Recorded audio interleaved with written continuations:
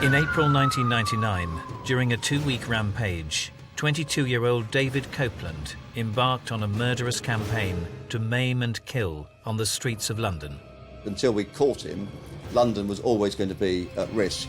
As the clock ticked, the body count rose. The effect of the explosion would be even more devastating than the other 2 attacks. And with it the question, why did someone so young wage a killing spree against the capital? When a second device goes off almost exactly a week later, then you do quickly start thinking, is there a link? Because he fundamentally hated anybody who wasn't him, he wouldn't run out of victims to target. Using the killer's own words, could you please explain to me, when you made these devices, what your intent was? We find out why. Murder, mayhem, chaos, damage, get on the news. Top story, really.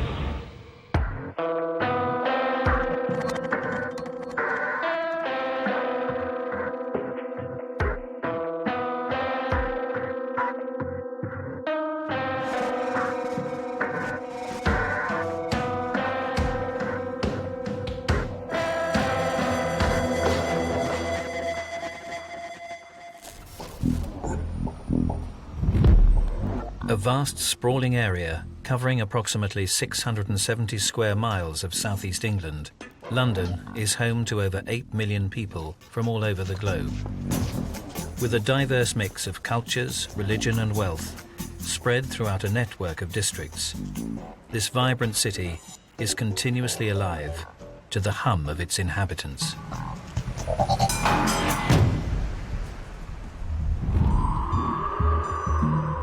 But during the afternoon of the 30th of April 1999, the buzz of London's lively Soho district was about to be silenced.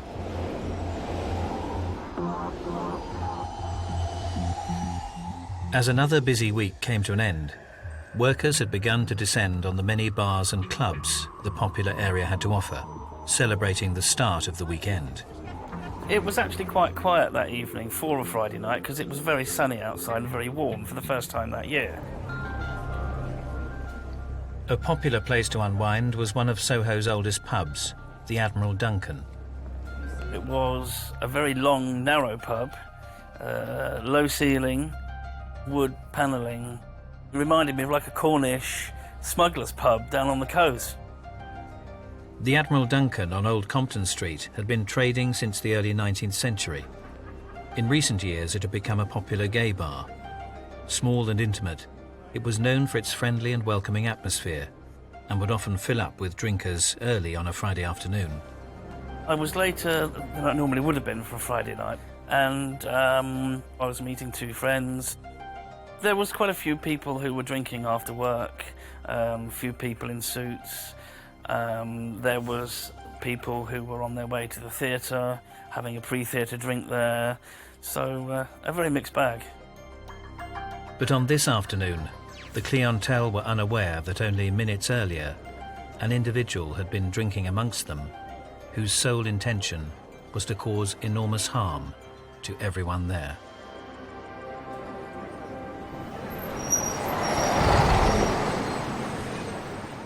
"6:35 p.m. Inside the Admiral Duncan, a black bag lay at the feet of those drinking at the bar. It had been placed approximately 20 minutes earlier. I actually stood right at the back of the pub, which was my usual sort of bolt hole, just beside the jukebox.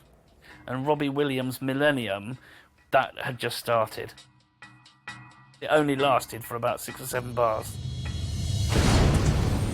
when the bomb exploded.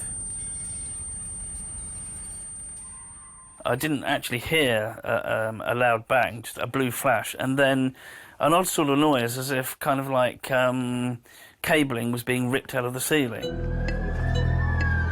Within a matter of minutes, the upbeat, happy atmosphere had been torn apart, replaced by a bloody scene of carnage. As I got here to the junction of Tisbury Court, I looked straight down and I could see smoke billowing towards me. Photographer Chris Taylor was only streets away when the explosion happened and managed to capture images of the immediate aftermath. While I originally had thought it was a big fire, I realised that it was an explosion because people were panicked so much. Now I could start seeing devastation and what was happening. That I could see bodies, everybody was moving, I could see, but I could see some horrific injuries, and if these were the people that were outside, I just could only imagine what had happened inside and how bad it was. The first thing I knew was it was pitch black. There was smoke swirling around, strong smell of sulphur. The bomb inside the black bag had been packed with hundreds of nails, which had ripped through the small space. The smoke was so thick you couldn't even see the street, even though it was sunny outside. And I can remember thinking I might not see my parents again. I can remember as I wandered up the street how eerily quiet it was. But the closer I got, there were people shouting and screaming and people asking for help. One of the first on the scene to attend to the injured was medic Andy Wappling. There was glass, there was rubble, there was wood, there was people. There were people mixed in amongst that debris. And I turned to what was the Admiral Duncan, and it was a black hole.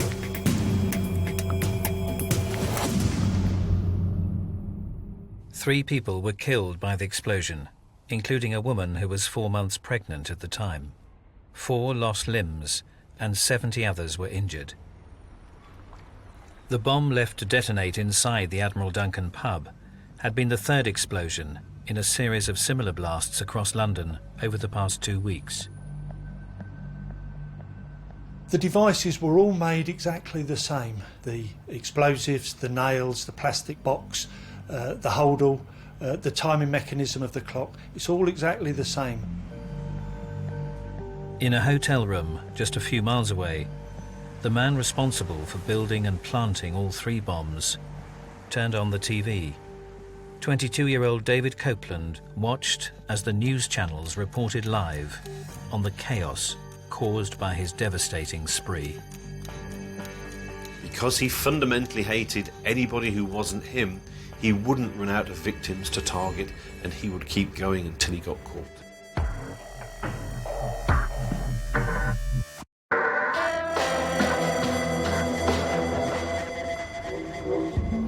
During 2 weeks in April 1999, London's emergency services were put to the test as a ruthless spree killer sent a wave of terror through the nation's capital.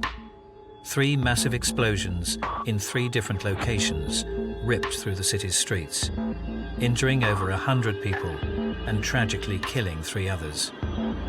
The devastating bombs were the work of just one man, 22-year-old David Copeland. But why had someone so young masterminded such a ruthless killing spree, designed to kill and maim, spreading fear and panic across London? Could you tell me, please, why? I knew that people would be hurt, people would be killed, but I had to do it. I just wanted to ease my mind. So I just had to do it. It's my destiny. On the 15th of May 1976, David Copeland was born in the West London suburb of Hanworth. The middle child of 3 brothers, he was noticeably different from his siblings, being significantly smaller than both, causing an early inferiority complex. He wasn't very outgoing, he was shy and withdrawn sometimes, so he felt massively inadequate relative to everybody else. From the age of about 12, he'd begun to have dreams of violence. He apparently dreamt of killing his schoolmates. He also dreamt of coming back reincarnated as an SS officer. And there seems to have been a strain of violence that was running through him like a sort of submerged river, never quite bubbling to the top. We do know that nobody at school had any memory of him at all. He made absolutely no impression on the school or on the staff. I think it's possibly safe to say that because he was such a nondescript individual who didn't stand out in any way to his peers and his teachers, perhaps that's a sign that he was truly a blank slate. Still small in stature and with few friends to protect him, Copeland remained a shy and reclusive student, marking him out for bullying. With no one to confide in, his festering inner thoughts remained largely undiscovered. He was an individual who didn't explode and erupt that other people could see, but he harboured that resentment and anger, and that fueled his fantasies into the extreme direction they took. The 17th of April 1999, 11 a.m. Farnborough, Hampshire. 7 hours before the deadly spree began, in his bedsit, 22-year-old David Copeland completed the final stages in the construction of a 4-inch pipe bomb. Up to 1,500 nails had been put in the bomb, turning it into a lethal concoction. What did that mean to you, putting nails in the bomb? It meant to smash windows out, stick into people, maim people, kill people.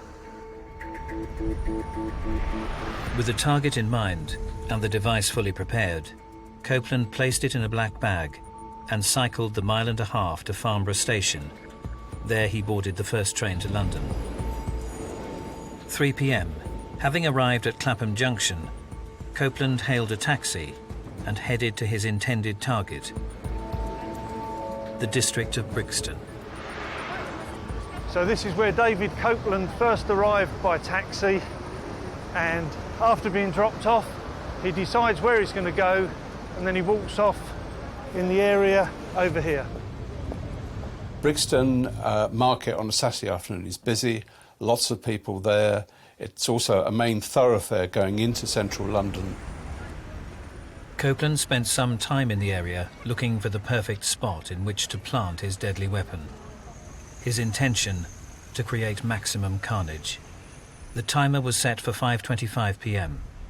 This would mark the beginning of a killing spree that he hoped would spread fear and panic across the City of London. And the bit you have to keep emphasising is that it's over his back and it's armed and it's ready to explode. 4:50 p.m. With the bomb armed, Copeland placed the bag outside a supermarket. As the countdown began, he left the scene, buoyed by the impending devastation that was about to be unleashed. So after Copeland had left the device in the bag here, he walks off. The bag is now here for some minutes. But Copeland hadn't accounted for the inquisitive nature of those walking by the unattended bag. Someone came along, probably not concerned there was anything dangerous in the bag, but probably hopeful there was something valuable in the bag, and so they moved it. They cross over Electric Avenue, still got the bag, and he puts the bag down here. A number of passing people saw the bag and investigated it. In fact, at one point, someone took the bomb out of the bag and put it down. The lethal weapon was now located amongst some packing materials on the side of the street. So sitting on the pallet now is a plastic box containing explosives, batteries, a clock, and large quantity of nails. It wouldn't have been clear to those passing by that the mystery package was in fact a live bomb, so many of the shoppers and stallholders remained in the area. Behind me was a big skip with rubbish and other objects that were near it. The people that have found it are sort of almost hiding behind the skip, calling to each other. Some are coming to look at it, some don't know what to do, and they're trying to get a degree of shelter behind the skip. At 5:25 p.m, almost 40 minutes after the bag was left outside the store, the bomb exploded. The nails ripped through the flimsy market stalls, hitting everyone in the immediate vicinity. There's a van up here. The door of it gets blown partly off of its hinges. A car is just driving past the device over there, and that also gets caught in the blast. Although the explosive itself wasn't huge, the fact that there were nails and shrapnel which goes and travels a great distance at great speed is what does the damage. The first numbers started saying that there were 30 plus people injured. It went up to maybe 50. Although no one had been killed, 48 were injured in the blast.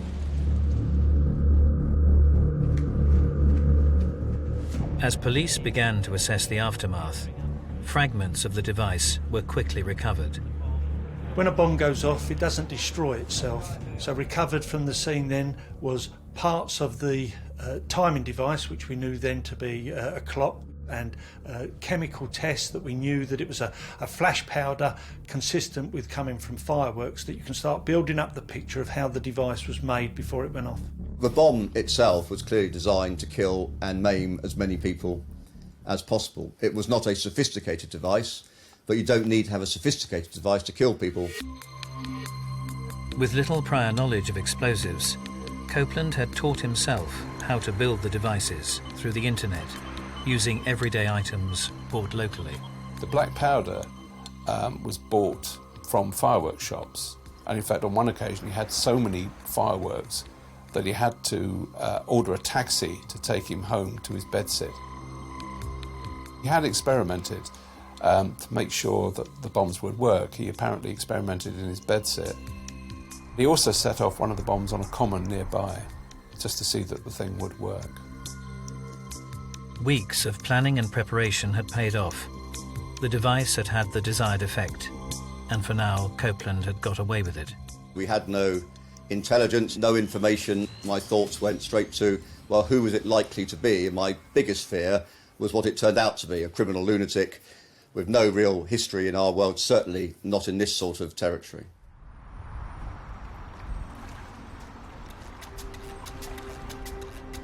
Several years before planting that horrific first bomb in Brixton Market, a teenage David Copeland had become increasingly isolated from those around him.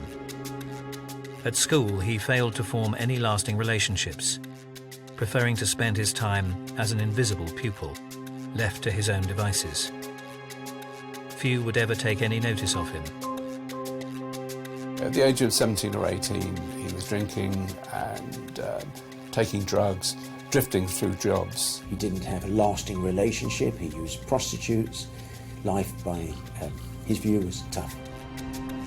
By late 1995, an increasingly isolated Copeland was getting out of control. His drinking had increased, and he started to take a variety of drugs, including cocaine, crack and heroin. Unable to commit, Copeland drifted from job to job. Each new job he failed at strengthened a twisted sense of resentment towards the immigrant communities who he believed were stealing the best positions. I think the British people have a right to special case. You know, the British people didn't ask these people over. They were brought over for the main reason is cheap labour. And then every white man now and woman has to work for cheap labour. He's floundering at life while his friends and people who don't deserve to be as happy as him are clearly doing much better.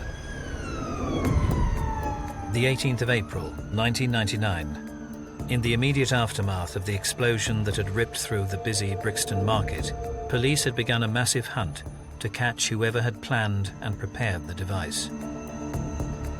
People were clearly scared, but unsure of exactly what this was. The pressure on the service to catch the right person as quickly as possible is hard to describe. It was immense and it was intense. Police today were maintaining a high profile in Brixton, asking anyone who may have been in the area on Saturday if they saw anything suspicious. Electric Avenue and Brixton are flooded with police officers who have a questionnaire. Were you here? Did you see anything? To try and jog people's memories. This guy clearly had been around for a bit. He must have been, to work out where he was going to place the bomb. He may well have made visits beforehand, and we may well have him captured on CCTV. This borough had one of the best CCTV monitoring systems in London. There were 26 cameras operating on that afternoon in the Brixton area. They set up teams of police officers to go through the CCTV on a 24-hour basis, continuously. Throughout the week, the police investigation crawled forward. as specialist officers painstakingly reviewed several hundred hours of recovered CCTV footage. In those days, it was physically recovering cassette tapes rather than relying on computer hard drives. So it was a big piece of work and a very big investigative line of inquiry. Eventually, a breakthrough was made. What emerged 5 days later, on the 23rd, was a very blurred image, which would eventually prove crucial. They spotted someone coming out of a tube station, going into a tube station with a bag, without a bag. It was an opportunity that clearly could be developed. The captured CCTV image, although not conclusive, was a major breakthrough for the investigation. Hopes were high for an imminent arrest and an end to the bloody carnage on London's streets. Just 2 days later, those hopes were dashed.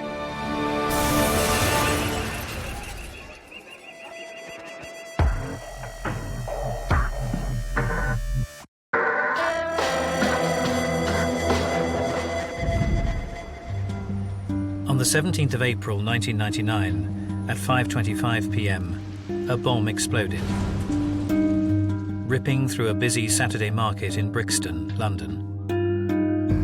48 were injured, but fortunately no one lost their lives. An investigation swung into action, and after hours of trawling through recovered CCTV footage, a blurred image of a potential suspect was discovered. However, despite this apparent breakthrough, the perpetrator remained one step ahead of the police and was already planning the second act of his ruthless spree. The 24th of April 1999, 3:10 p.m. Farnborough, Hampshire. Just 1 week after the Brixton bomb, David Copeland put the finishing touches to another explosive device. He then embarked on the now familiar 40-mile journey to the centre of London. This time, the target was Brick Lane. With a largely Asian population, this vibrant part of East London is generally packed with people going about their daily lives. The community here at that time, mostly it were Bengali people. Brick Lane is a market, if you like, similar to Electric Avenue, and it would have been full of market traders. It would have been packed with people out doing similar shopping. Wearing identical clothes to the day of the Brixton attack, Copeland arrived in Brick Lane, but immediately realised something was wrong. The normally bustling streets were unusually quiet. Saturday is the quietest day of the whole week, because a lot of the shops don't open on Saturdays. Sunday we are busy. Sunday is the market day. Undeterred by his error, and with a bomb set to explode in a matter of hours, Copeland decided to go ahead with his plan, intent on continuing his spree. Could he have taken the device away and come back another day? Yes, he could have done, but he decided to leave it armed, put it between two vehicles, outside of a restaurant, just to see what injury or damage it caused. Copeland's pattern of behaviour in planting his bombs was very simplistic. He wasn't interested in anything fancy or anything to show off his abilities. He just wanted to make as many victims as he could. The bomb had been left in Hanbury Street, about 2/3 of the way down Brick Lane, between two vans. It was in a sports bag. A man picked it up and wondered what it was. For a second time, Copeland had not counted on the inquisitive nature of the general public. The guy who found the bag carried it 200 or 300 metres to his car, put it in the boot of his car, opened it thinking he'd found some tools, looked in, and with the publicity and his own belief, he then thought, has he got a bomb in a bag in his car? Discovering the police station closed, the man left the bag in the boot of the car and went to alert the authorities. 5:54 p.m. Metres away from the parked car, local resident Makim Ahmed had just left his restaurant. I was renovating my restaurant upstairs, and my daughter was with my wife, so she wanted to go shopping. So she rang me up and said, look, I'm coming over to keep Monique with you so that I can go out shopping. So I walked down the stairs, crossed over to the other side of the room, right? And as my wife was handing my daughter over to me, that's when it all happened.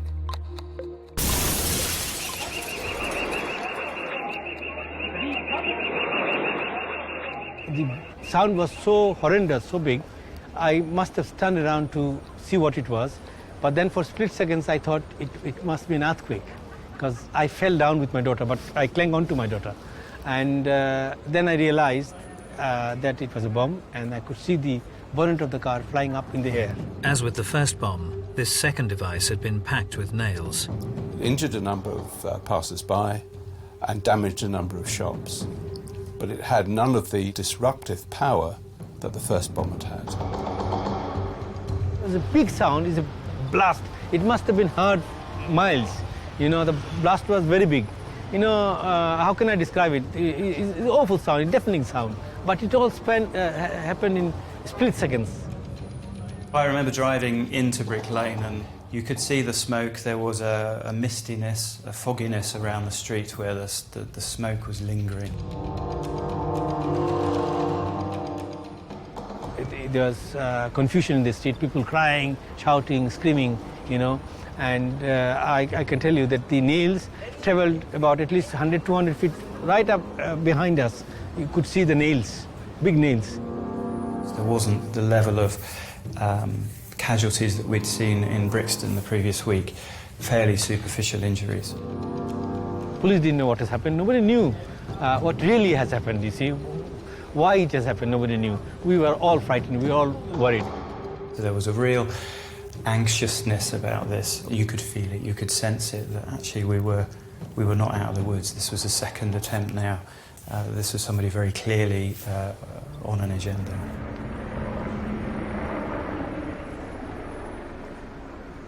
The second explosion, to some extent, of course, gives you more investigative leads to go on, more witnesses to interview, another forensic scene to recover, but it also creates more confusion and complexity. In the space of just 7 days, 2 similar bombs had exploded in 2 separate minority communities of London. Although no one had been killed, another 13 people had been injured in the Brick Lane blast, bringing the total to 61. Initially the thought was, in regards to Electric Avenue, was it terrorism? Was it extremism? Was it racism? When a second device goes off almost exactly a week later, then you do quickly start thinking, is there a link, is there a chain, and is there a connection? They'd had an attack on a black area and now an attack on an Asian area. So the assumption had to be that they were dealing with somebody who would strike again. So your aim was more than just to plant bombs and hurt people? That's right, my aim was political. It was to cause a racial war in this country.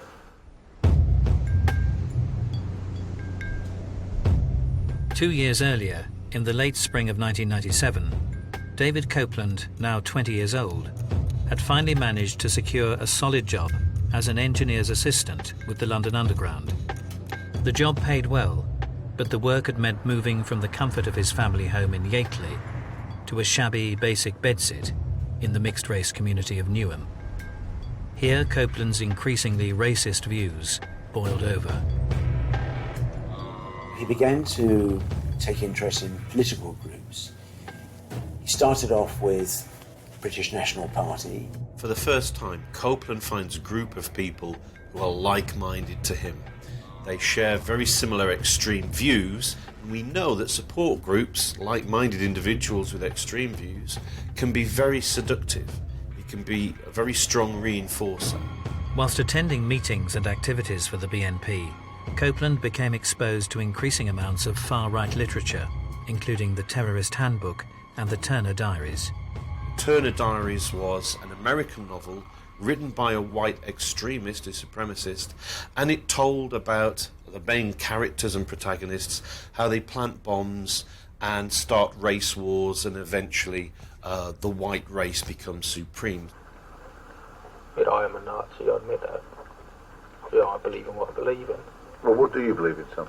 National Socialist State. What does that mean? Well, it means the Aryan domination of the world. White race is the master race. Copeland's abhorrent racist views became increasingly affected by what he read, and the literature served to shape his impressionable mind with ever more radical views. He was able to develop the know-how to build very rudimentary but effective time-devised bombs, and this he began doing in his bedroom. By 1998, Copeland had become disillusioned and frustrated by the BNP.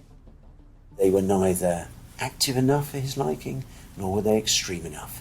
So he went to smaller groups that were more extreme. Copeland very quickly joins another extreme group, the National Socialist Movement, and this was an underground group of right-wing extremists and white supremacists who believed that action and terrorism was the way to succeed with their political views. Here, Copeland is said to have flourished with the like-minded members, and before long he had made inquiries with his superiors at the party about progressing through the ranks. Copeland's involvement was possibly the first time in his adult life that he'd been successful at something. On February the 25th, 1999, Copeland received a letter from the NSM. He had been promoted to unit leader for Hampshire and Wiltshire. So he moved from group to group, becoming more extreme, lesser known but perhaps more dangerous groups, and he still wasn't satisfied. He took the decision to go it alone. He was essentially a loner. Although he'd achieved a modicum of success in his views and membership of the extreme parties, he wasn't naturally a sociable person. He wasn't a team player. And he felt the need, possibly out of a need for security, to fall back to being a lone wolf operative. Just 7 weeks after receiving his promotion within the National Socialist movement, Copeland would embark on his spree, planting the first bomb that exploded through Brixton Market. He built the bombs alone, he formed his plans alone, he went out alone, and he did the damage alone.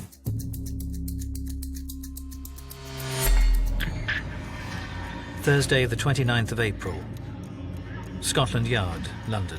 12 days after the first bomb exploded at Brixton Market, extensive work had been continuing on recovered CCTV footage.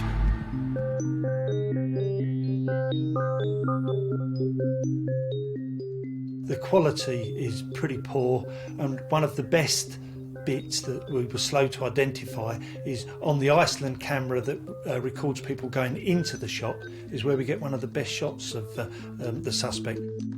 On the 29th of April, the best photos available, and there were 8 in all, were released to the media to see if he could be identified by anyone who knew him.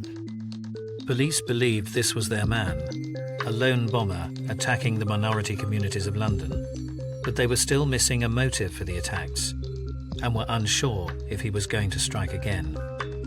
One could feel the sense of urgency and the pressure we were under to get the right conclusion as quickly as we could. Jack Straw, who was then the Home Secretary, made a public appeal urging people to stay calm, urging them to be cautious, and of course the police were urging everybody to be extra vigilant.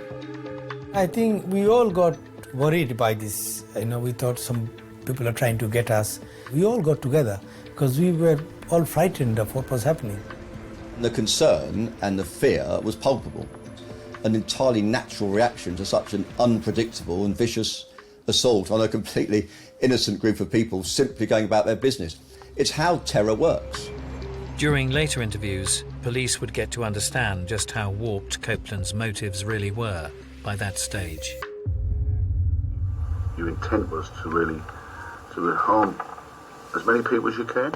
And main intent was to spread fear, resentment and hatred throughout this country. Friday the 30th of April, 10 a.m. The day after police released CCTV images to the media, David Copeland woke in a London hotel room. Having seen his image dominating the headlines and news bulletins, he knew his time was running out and had spent the night hurriedly preparing a third bomb. He possibly knew from the very first bomb that he planted that his days of bomb planting would be finite and limited, which explains why he tried to do as much as he could in as short time as possible. Meanwhile, the response from the released images had an almost immediate effect, and calls came flooding in. You can be overwhelmed with calls from members of the public trying to be really helpful.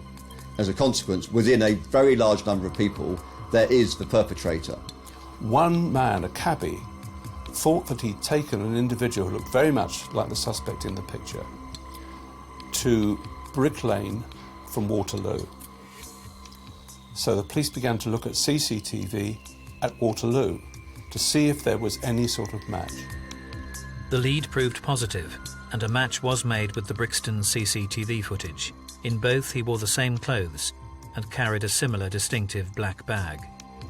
You have to understand that 500 calls are being received that are also identifying other suspects, and none of the suspects are identified twice. Late that afternoon, police received another break. And it's not until at about 5:25 that a phone call comes in that gives a name to the suspect. One of David Copeland's workmates looked at the picture and began to think it bore a resemblance, and eventually, in the late afternoon, around about 5:30, rang the police to tell them that he was concerned about a workmate called David Copeland. It was the first time David Copeland's name had been linked to the explosions. Unfortunately, it was too late.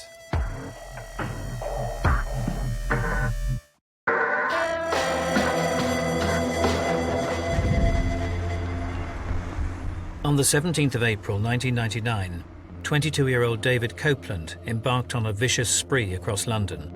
The nation's capital was rocked by two massive explosions over a period of just 7 days. 61 people had been seriously injured. The police had several suspects identified, and the race was on to catch the killer before he struck again. As teams rushed to gather what information they could on their potential perpetrator, one suspect, David Copeland, was already standing at the bar of the Admiral Duncan in central Soho. It was full of men, you know what I mean, all arguing up to each other and out kissing each other. Indicate to me where you left the bomb. I went up to get a drink, and I slipped off my shoulder and put it on the floor. Around about 6:10, after standing there for some time, he said to a man near him, "Would you mind looking after my bag? I must get some cash. Can you tell me where the nearest cash point is?" He then disappeared and left the pub. On the floor, inside the bag, the bomb ticked away. Now he had decided to attack a gay area. It was something he felt quite personally about, and he always seems to have had a feeling since his teens that people thought he was gay when he wasn't gay. He had the clearest recollection that as a child he watched the Flintstones TV cartoon programme, and the theme tune included the words, "You'll all have a gay old time," and he thought that he remembered his parents singing it, and they were effectively singing it at him as if they thought that he was gay. When he was selecting minority groups to target, maybe he had one reason for black people, maybe he had a similar reason for Asian people, each of them stealing his work, but maybe he had a special reason for gay people. This was really personal. In a later interview, Copeland would attempt to justify his deep-rooted homophobia. So how does the gay people fit in with your political beliefs then? Because they're different, you know, I mean, they're wrong, they're perverted, they're degenerates. At 6:30 p.m, the bomb exploded.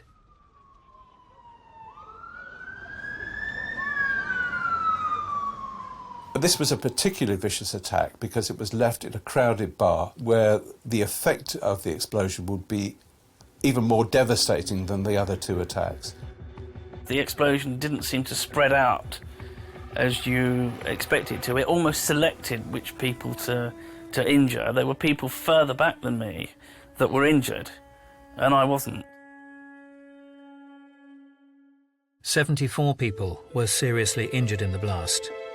4 would require amputations. Tragically, this time the blast was deadly enough to kill 3 people. John Light, Nick Moore, and a newly married Andrea Dykes were with a group standing close to the bag when it exploded. Andrea Dykes was 4 months pregnant at the time, with her first child.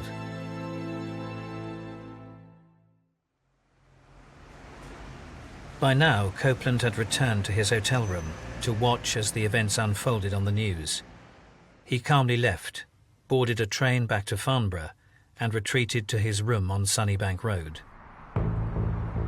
Across the country, individual police teams were frantically following up leads on the named individuals fitting the profile of the suspect caught on CCTV. Among those on the list was Copeland. They decided very late that night to send a team of flying squad officers down there. They surrounded the house where he lived in a bedsit. And what they found was an extraordinary room decorated with a large swastika, pictures, cuttings from the first 2 bombs plastered on the wall. He almost readily admits that he has been expecting them. He's the bomber, working alone, and it was as if it was just, he was waiting for it to happen.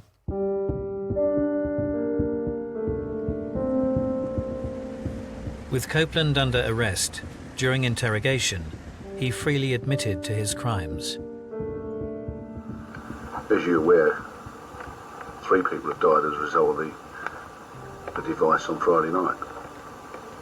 I feel nothing. I don't feel sadness, but I don't feel joy. I'm sorry for the woman and the child. I think the woman was pregnant. I feel sorry for her. But I don't feel no guilt for the others. He wanted to talk. He told us how he made the devices, why he did it, and it was driven by this part to being known. He believed in this Aryan state, and he was a racist. Copeland's intention was to start a race war. Copeland wanted a reaction from the very communities that he was targeting.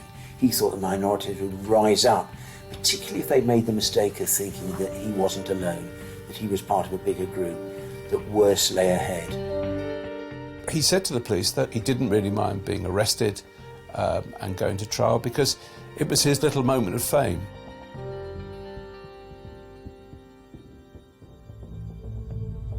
Before Copeland could be deemed fit to stand trial, assessments were made on the state of his mental health.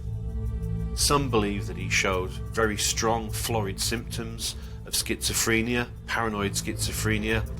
Other psychiatrists thought there was more evidence there of long-term personality disorder, paranoid personality disorder, which is not a mental illness in the way that we would know it today. So lots of conflicting psychiatric evidence.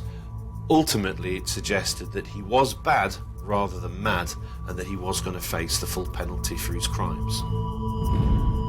The trial to convict Copeland of murder and causing explosions began on the 5th of June 2000. I remember coming in on the first day of that court case, court number 1 at the Old Bailey, perhaps the most famous courtroom in the world, and there in the rows were the victims, 1 or 2 in wheelchairs, others with obvious injuries, packed rows of people who'd suffered because of it.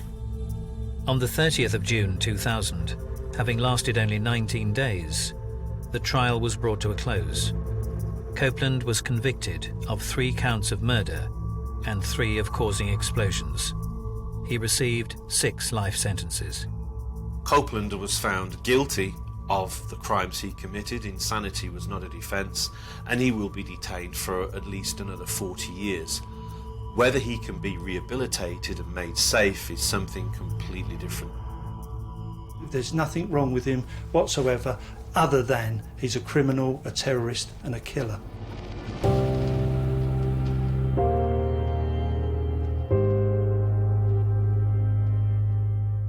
It was a feeling of relief, really, that they caught up with him and they got him. I don't think it ever completely goes away. It's always in the back of your mind somewhere, and there is always going to be something that triggers it. He's a loner. He's the indefinable problem that police forces face.